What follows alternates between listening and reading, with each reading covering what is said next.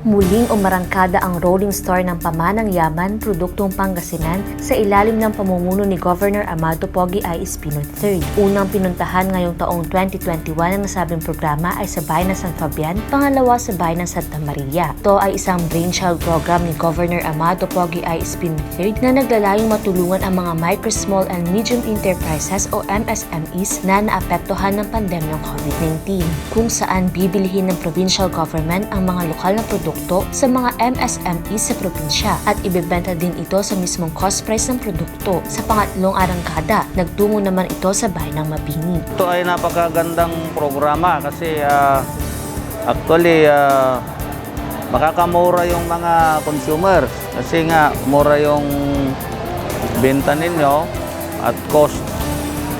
So ito sana ma-appreciate ng mga tao na malaman nila na mayroong ganito kasi ito first time dito sa amin. Panahong ito, mahirap ang magbenta, di ba? So yung ginagawa ng ating mahal na Gobernador Pogi Espino III ay napakalaking tulong. Nasi-showcase natin yung mga produkto nila at natutulungan natin silang kumita kahit papaano sa pandemya. Dinagsa ito ng mga residente at local government units ng Mabini. Ang rolling store ay iikot upang ilapit ang mga iba't ibang lokal na produkto sa mga bayan at syudad sa probinsya. Yung programa ni Gov. Espino, maganda. Kasi yung mga ibang produkto galing ng iba't ibang lugar, nilalapit na dito sa amin sa Mabini.